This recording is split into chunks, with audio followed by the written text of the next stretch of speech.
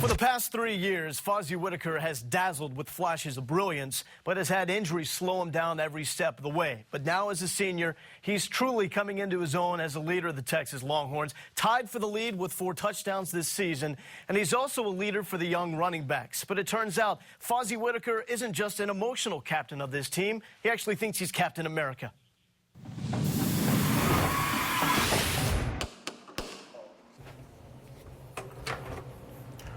Welcome to the house of Captain America.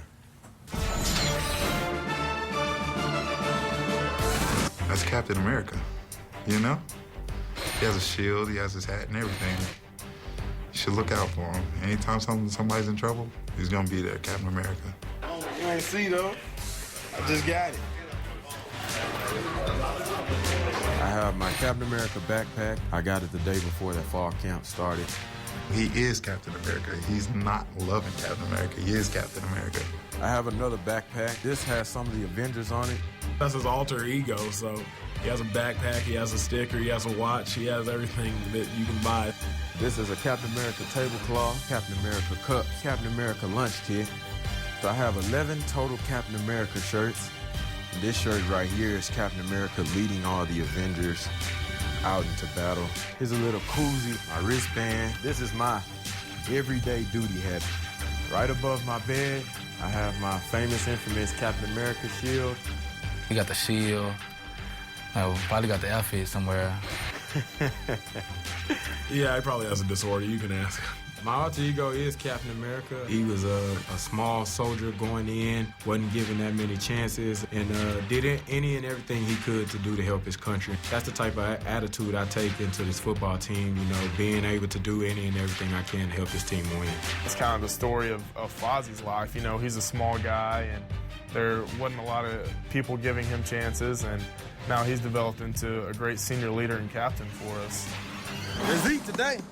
Let's eat. Fozzie's a great leader. He taught us, but at the same time, he still told us that it was still the game of football and to still be comfortable with everything. You comfortable with the stuff? If not, let me know. I'll get with you. Definitely have a long way to go. That's all right. You just starting, bro. Whenever he felt like we're falling off, he was there to catch us and to get us back on track and be tough on us and to show us the way to play Texas football. Whitaker outside to the goal line. Touchdown, Texas. Fozzie Whitaker. He's a very positive person, extremely positive person. And it's a pleasure as a coach to have somebody like that in your room. You're not always going to have a great day as a coach, and then when you have a guy like that in your room, it brightens you out. You know, it helps you. He's earned everything that he's got. He's done it through hard work and dedication, so the guys see that. He's very serious with the guys, and he'll tell them exactly what they need to hear. So he's been a blessing as a coach to have those leadership qualities. Captains who will lead the team this week on offense. Fozzie Whitaker. Stand up, Fozzie. Oh, Texas. Fozzie's got a great attitude about life. He's happy. He's upbeat. He sings. He dances. He plays with the same spirit. He's a very unique and special individual. Fozzie to the 10. Fozzie to the 5. Touchdown, Texas. Fozzie Whitaker.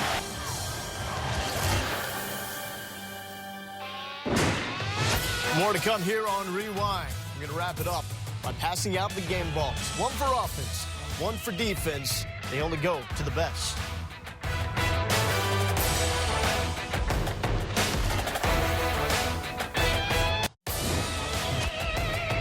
Rewind with Mack Brown is brought to you by Lowe's, the official home improvement sponsor of Texas Athletics, and Great Southern Wood, makers of Yellowwood brand pressure-treated pine. We're going to take you inside the Texas win against UCLA like no other program on TV can. It is Texas All Access, Wednesday, 8 Central, here on Longhorn Network. Here's a sneak peek of what the coach, Mack Brown, had to say to his guys after that win. Offense. I think I saw we rushed for 287 yards. I love it. Kicking game. Still got some work to do. Still got some work to do with the kicking game. But a bunch of points to very few. Now we've got a week off to get better. Nobody thought in the country we'd be 3-0 right now. Undefeated Texas Longhorns, man. What a season. Now, also played some really good football teams. So that'll help us going to Iowa State. I think Iowa State's open next week, so they will be 3-0 when they come in. So we have to take care of ourselves this week, really work hard to progress in all of the packages that we've got, get better in the kicking game, and go to Iowa State and win. Because we got to be 4-0. That's the only thing that matters. All right, great speech there by Mack Brown. But imagine doing that speech at 3:35 in the morning. That is a situation that Oklahoma State head coach Mike Gundy was faced with after some weather came into the area as they had a game against Tulsa. This was a game that was originally supposed to kick off 9 local time, ended up kicking off after midnight local time. Tulsa had their pregame meal at 5 o'clock. Have you ever been in a situation like this at all, where you got weather forcing something back a few hours? Fortunately, I have not. I do know that it's very, very difficult on the fans and the coaches, but it's horrible for the players to finish the game at 3:36 at night, then go back to campus, their campuses after that, and then try to get some meeting time on Sunday without any sleep and get ready to go for another game the next week is a very difficult thing to do. Oklahoma State ends up winning this game. Justin Blackman does not have 100 yards. Is there anything you can do, though? I mean, it's not like you can push that back to a Sunday, can you? No, and these were probably bus situations, but normally you've got a plane that's sitting there waiting on you as well. So you've got to consider what you do with the plane. You've got to consider the fans. Most of them might have plans for the next day. We have waited 45 minutes before. We've had a game delayed for an hour and 45 minutes during a game. It seems like, Lowell, this year we've seen more delays than at any time before, even some cancellations with games. Games being called in the fourth quarter. In the fourth quarter. So I do think that it's obviously the right thing to do because of the safety of the fans and the players. Very, very difficult for everybody, though, and I hate for those young players that they had to play till 3:30 in the morning and then get up the next day and start the next week. Student athletes. They're all student athletes, something that people at times forget about as well with these guys out there on the gridiron. Not going to make you wait anymore to get to the Texas game balls. And for the defensive players, I know you said they were a little upset they had to go last. We're going to try to change this up, and next week we'll go defense first. But until then, the offensive player of the week, DJ Grant. What did he do to earn this award, Coach? Great day for DJ Grant. Not only is he the comeback player of the year along with Blaine Irby, but he has 6 catches, 3 for touchdowns, ties a Texas record from many years ago, and we're really, really proud of his performance last Saturday in the Rose Bowl. And all those catches coming over the past 2 games after missing 2 years with that serious knee injury. Defensive Player of the Week, Kenny Vaccaro. He was all over the place. Kenny had 9 tackles. He got our Hard Hat Award for the biggest hits during the ball game. Has a tremendous interception here, but he just was obviously the player of the game because he was everywhere. The secondary has been a big story because of the youth, especially at the cornerback spot. When you go back, all the interceptions to this point from guys in the secondary, a lot of the tackles for losses are from some of the young cornerbacks as well. Dwayne Aquina told me last week that this group is exceeding expectations, which is a huge thing for him to say because the expectations are so high for this group. What have you seen from that secondary? They've played older than their age. We're sitting here with older safeties that know what to do. They've got experience, but young corners that have played very few snaps in football. And all of a sudden now, the entire secondary, in some cases too deep, has stepped up and playing really well. I found it interesting in your initial press conference of the year going into the season opener against Rice. You said, it seems like we have good leadership on the team. You were asked about that. It seems like we have good leadership. What do you know as far as leadership now after 3 games? You can't tell about your leadership until you get in trouble. And we were in trouble the fourth quarter against Brigham Young. The guys pulled together. They stepped up. They did everything they needed to do to win the game.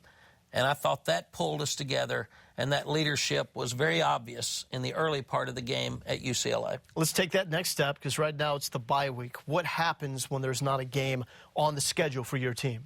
You're working on game plans for Iowa State and really for the next 3 teams, because you have another break after Iowa State, Oklahoma, and Oklahoma State, 3 undefeated teams. But your focus will be on Iowa State.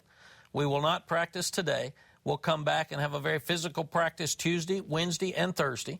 We'll give the players off Friday, Saturday, and they will come back and practice Sunday for the next week's preparation. But since we're young on offense and defense, we've got new systems, this will be a week that we'll continue to work on what we need to do to progress in the packages on both sides of the ball. We've got to shore up our kicking game. It's not we're not hitting on all cylinders there, so we have to do that. And then as the players take off for the weekend and rest their bodies and minds, our coaches will head out recruiting, and they'll work Friday night and Saturday night trying to get ready to look for players for next year. When it comes to recruiting, what is the reaction right now after coming off the losing season last season to this 3-0 start now with a lot of newness offensively and defensively? First, Lowell, I'm so proud of this freshman class because 23 guys committed to us last year. We had our problems. 22 stuck with us, which I thought was a tremendous message about the University of Texas and the place and the character and the quality of these young guys that told us they would come, and they did. Right now, recruiting is the same way for next year. I'm really excited about the class for 2012. They're working hard. They look good, and I can't wait for them to join the guys that are on this campus for the future. The future of Texas football has never looked any better. What do you know about Iowa State? As you head into the bye week, then you go Cyclones 3-0 for the first time since 2005, and they got you last season. Paul Rhodes is tough. He's feisty. They outcoached us. They outplayed us. They outhit us last year, very much like UCLA. It's going to be a night game now at 6 o'clock. They'll be screaming and shouting. It'll be a tremendous atmosphere. Road Warriors have to go up to Ames again and take on a bunch that'll be ready to play. So it ought to be a great game. Paul has done a tremendous job. Yeah. This isn't the Iowa States of old. Iowa State can play. They're good. They're confident. They're getting good quarterback play. I think we'll see a great game in Ames in 2 weeks. Yeah, that's still Jant's kid. He's moving around.